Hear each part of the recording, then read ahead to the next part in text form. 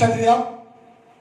దానిలో మొదటి భాగాన్ని కోత పండుగ కనుక కొద్ది వర్తమానం విని ఈ కార్యక్రమానికి ఈరోజు దేవుడు మానవ జీవితంలో గొప్ప కార్యాలు చేశారు. మనిషికి అర్థం కానిది దేవునికి మాత్రం అర్థమైంది ఏమిటి అంటే, నేను మనుషులందరినీ దీవిస్తున్నాను, మనుషులందరినీ ఆశీర్వాదకరంగా మారుస్తున్నాను అని చెప్పాను. ఆయన వాగ్దానం ప్రకారంగా ప్రతి మానవుణ్ణి దీవించి ఆశీర్వదించి సంరక్షించి అనేకులకు తలగా మనందరూ కూడా నిలబెట్టే దేవుడు. రెండు భాగాలు చదివే మనం కొద్ది ముందు మొదటిగా కొంచెం చదువుతాం. ఈరోజు ఆ సందర్భాన్ని బట్టి ద్వితీయోపదేశకాండం, ఈ స్థలమునకు మనలను చేర్చి పాలు తేనెలు ప్రవహించు దేశమై ఉన్న ఈ దేశాన్ని మనకిచ్చాను. కాబట్టి యెహోవా నీవే నాకు గమనించాలి, యెహోవా నీవే నాకిచ్చిన భూమి యొక్క ప్రథమ ఫలములను నేను తెచ్చానయ్యా. దాని అడుగుదాం. ఈరోజు ప్రత్యేకత అంటే మానవుడు గ్రహించలేము. ఏమంటే మానవుడు, దేవా ఏమి లేకుండా నేను నిస్సహాయకుడు, నేను అలాంటి నాకయ్యా నీవు భూమి ఇచ్చావయ్యా అన్నాడు. మనం ఏముకుంటామంటే నా భూమి నేను కొనుక్కున్నా, నేను పంటేస్తున్నా, నేను పండించుకుంటున్నా, నాది అంటున్నా మానవుడు. దేవుడు అంటున్నాడు, ఇశ్రాయేలు అన్నారు, దేవా నాకు ఈ దేశంలో నువ్విచ్చిన భూమిది, అది కౌలా సొంతదా, పండించుకోవడానికి పంట వేసుకోవడానికి నువ్వు ఇచ్చావయ్యా. నీవిచ్చిన భూమి, ఆ భూమిలో నేను పంట వేశాను, ఆ భూమిలో నేను మొక్క వేశాను, ఆ భూమిలో నేను సాగు చెట్టు ప్రారంభించాను. మొక్క వేసిన దగ్గర నుంచి దేవా నీవే నా పొలాన్ని సాగు చేసావయ్యో, నా పొలాన్ని సాగు చేసావయ్యో, దీవించావయ్యో, వేసిన ప్రతి మొక్క నీవు ఆశీర్వించావయ్యో. అందువలనేనయ్యో మంచి పంటను కూర్చుకున్నానయ్యా, ఇది నీదయ్యో. అందుకని నేను నీవు నాకు ఇచ్చిన భూమిలో నుంచి పండిన పంటల నుంచి ప్రథమ ఫలాన్ని నీ ఎంతకు తెచ్చాను నేను అని. ఎంతమంది ఇలా వచ్చారు? ఎంతమంది అలా వచ్చారు? కవరిస్తే 50 కవరిస్తే కవర్ 50 పడేసేస్తే అది ఏర్పడా అంగీకరించబడదు. వాక్యం ప్రకారం జీవించాలి మనం. అది కవరించాడు కాబట్టి వాళ్ళు చేసేస్తే పోద్దు అనుకుంటున్నాం మనం. వాళ్ళు అన్నారు భూమి నీది, పంట నీది, పంటించింది నువ్వు, నీ వలన భూమి పండింది, నువ్వు పండించావు కాబట్టి నువ్వు పండించిన భూమిలో నుంచి ప్రథమ ఫలాన్ని తెచ్చి ఇక పెట్టాను నేను, అది నీదయ్యా. భూమి నీది, పంట నీది, నన్ను ప్రేమించావు, నాకు ఇచ్చావు, పండించావు, ఆ పంటలో నుంచి ప్రథమ ఫలాన్ని తెచ్చి పెట్టానయ్యా అని. అది ప్రథమ ఫలముల పండుగ. 100 రూపాయలు కవర్ల మీద పడేస్తే అది ప్రథమ ఫల పండుగ కాదు. మన బస్తా తేరావు కాబట్టి కవర్ ఇచ్చాం మనం, ఆ కవర్లు కూడా సగమే వచ్చాయి. అంటే దేవుని దృష్టిలో మనం దేవునికి విలువ కట్టడం లేదు. మనం యేసు ప్రభువు వారిని విలువ కట్టలేనట్టు జీవితం ఉంది. యేసుపై ఇస్తూనే ఉన్నాడు, ఇస్తూనే ఉన్నాడు, తీసుకుంటూనే ఉన్నావు. కానీ ఆయన ప్రేమకు సహాయాన్ని గుర్తించలేని స్థితి మానవుడు కలిగి ఉన్నాడు. వారు అంటున్నారు, అయ్యా భూమి నీదయ్యో, పంట నీదయ్యో, పండించావయ్యో, ఇచ్చావయ్యో, కాబట్టి నేనయ్యా పదవ ఫలాన్ని తెచ్చానయ్యా. 10వ వచనం చదువుతాం. కాబట్టి యెహోవా నీవే, మరి మాట, నీవే నాకు ఇచ్చిన భూమి యొక్క ప్రథమ ఫలాలను ఏం చెప్పినట్టే దేవుడు ఇక్కడికి వచ్చినాక అన్నాడు, అయ్యో నువ్వు ఇచ్చిన భూమిలో నుంచి ప్రథమ ఫలాలు తెచ్చాను నేను. కవర్ కాదయ్యా, ప్రథమ ఫలం తెచ్చాను నేను.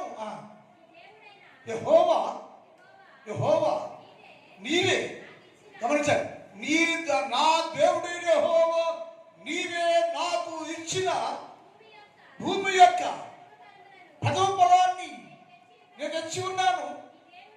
నీ దేవుడైనా యెహోవా సన్నిధిలో చెప్పాలంట. నువ్వు ఇక్కడికి వచ్చి ఇక్కడ నిలబడి నువ్వేం చేయాలంటే, దేవా ₹1,00,00,000 వాళ్ళ ₹1,00,00,000 నీ అవసరంలా, నీ కలిగిన దానిలో నుంచి కొంచెంలో నుంచి ₹1 కావచ్చు, ₹2 కావచ్చు, 100 కావచ్చు, కొంచెమే తెచ్చబెట్టి నిలబడి, దేవా ఈ అమాయకుడు దీవించావయ్యో, ఈ పేదవాడిని దీవించావయ్యో, నీ పేటను పొలం వేసినయ్యో, పంట వేసినయ్యో, పొలాన్ని పంట దీవించావయ్యో, అందులో సమృద్ధికి ఇచ్చావయ్యో, కాబట్టి దీన్ని స్వీకరించయ్యా అని తెచ్చిన దాన్ని పెట్టి దేవుని దగ్గర తెచ్చారాయని అని చెప్పాలట.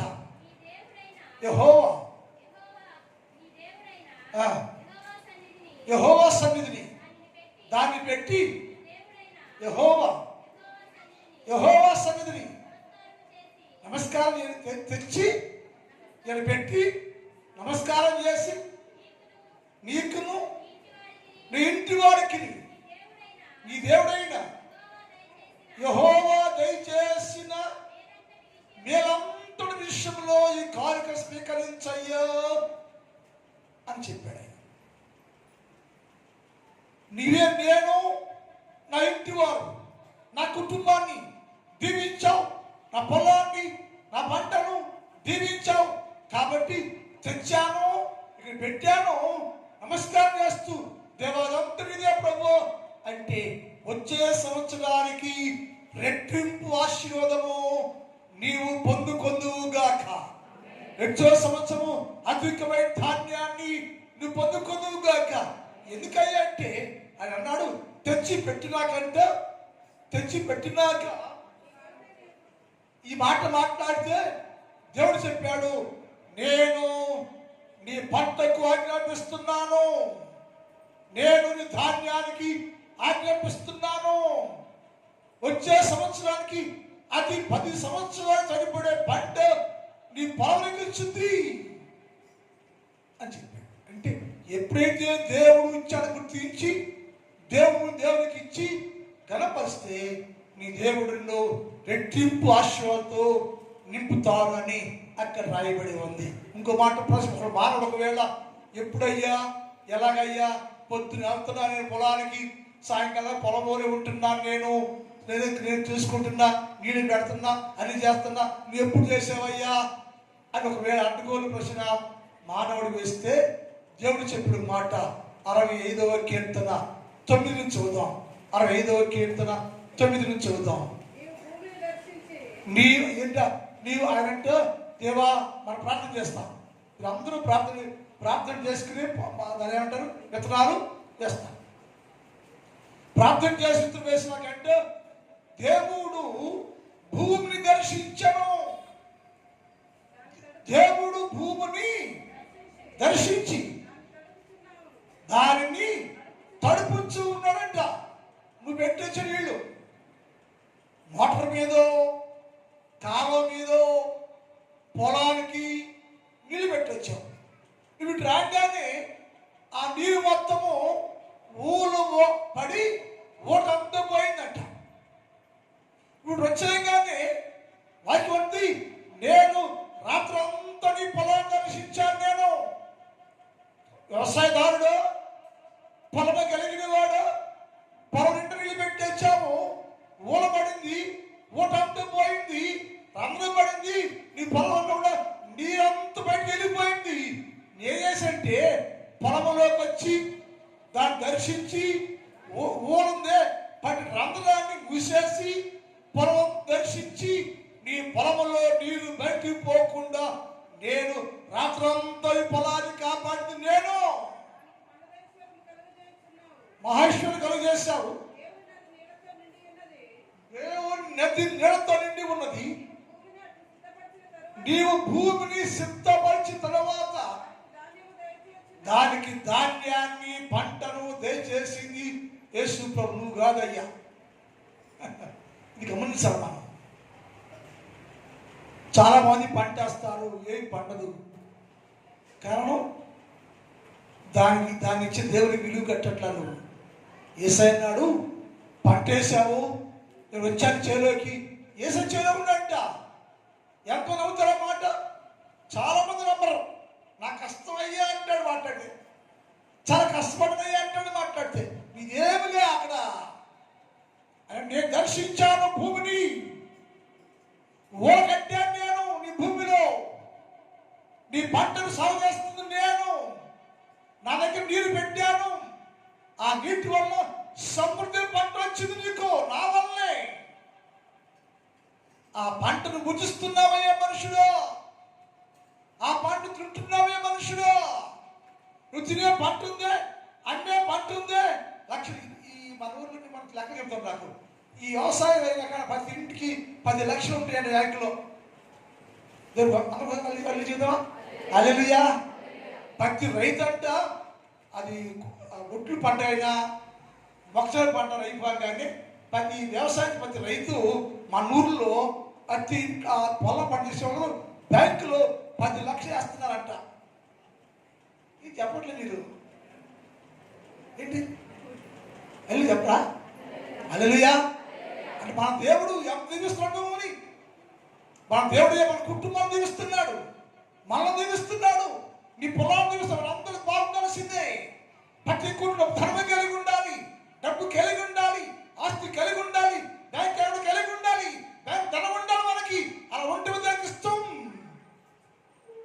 యేసయ్య అన్నాడు, నా వల్ల మీరు, నేను నీ భూమిని దర్శించి తడిపి మహేశ్వరుని నింపి మంచి పంటను దయచేశాను. తర్వాత దాని దుక్కులను విస్తారమైన నీళ్లతో 4 పక్కల దుక్కు దున్ని నీళ్లతో తడిపాను నేను. దాని గల్లను చదువు చేస్తున్నాను. వాన జల్లుల చేత వాన రాలా. ఏంటి మన సంగతి? బోర్లు లేవా అంటారు.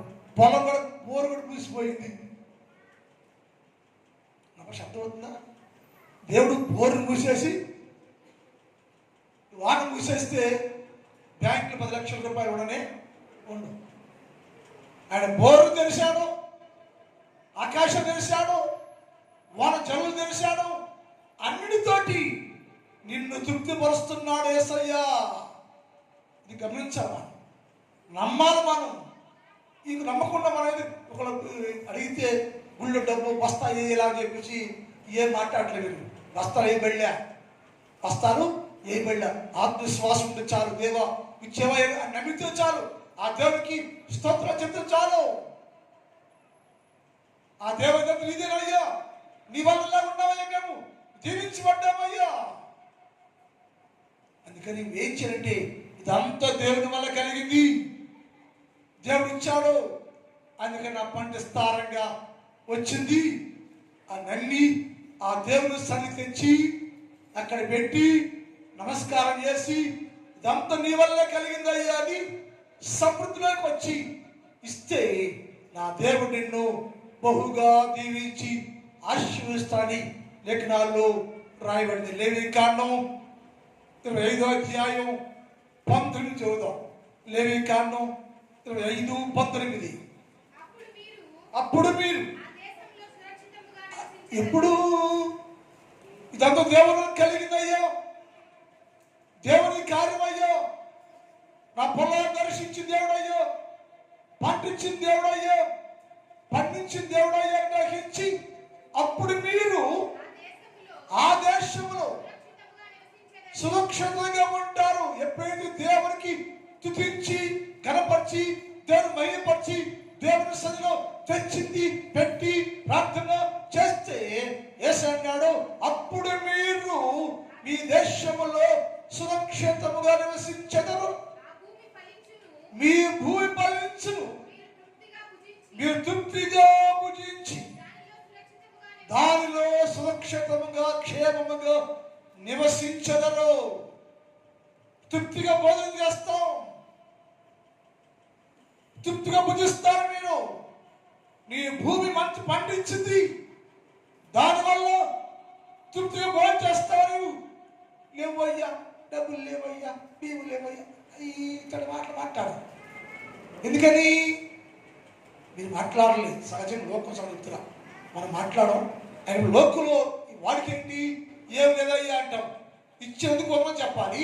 ఏసానంటే నేను నీ పంటను దీవిస్తున్నాయ్యా, నీ పొలాన్ని దీవించాను, సమృద్ధి ఇచ్చాను కనుక దేవుడు అందరినీ దీవిస్తున్నాడు. సురక్షితంగా ఉంటావట, తృప్తిగా ఉంటావట, మంచి భోజనం చేస్తాం.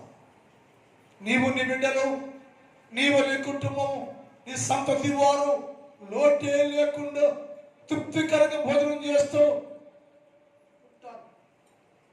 ఎటువంటి దేవుని కార్యాలు నువ్వు నమ్మినప్పుడు, దేవుని కార్యాలు చూచినప్పుడు, దేవుని కార్యమయ్యో తలస్తే నా దేవుడు నిన్ను నీ కుటుంబాన్ని ఆశీర్వదకరంగా మారుస్తానని లేఖనాల్లో రాయబడింది. అంటే ఆశీర్వాదాలు మన అందరి కుటుంబాలకి సమృద్ధిగా ఉండునుగాక. ఈరోజు బాగా ఆపేస్తున్నారు. ఇది కార్యక్రమం కాబట్టి చాలాసేపు పడుతుంది. సంఘ పెద్దలు రండి ముందుకి, సంఘ పెద్దలు వేళ వేటి రండి. ఈరోజు చిన్న ప్రార్థన చేస్తాను. నేను లేచి అల్లబాగండి, ఎవరో ప్రార్థన చేయట్లే. నేను ప్రార్థన పెద్దలు రండి, సంఘ పెద్దలు రండి, తర్వాత రావాలి, వచ్చి కార్యక్రమం చేయండి. వేళ కార్యక్రమాన్ని చేద్దాం. ఇప్పటికి తక్కువ వాక్యం మాట్లాడాం. సమయాన్ని 12 గంటలకు కూడా ఆపేయాలి. మనం గమనించి సకరిద్దాం. రండి.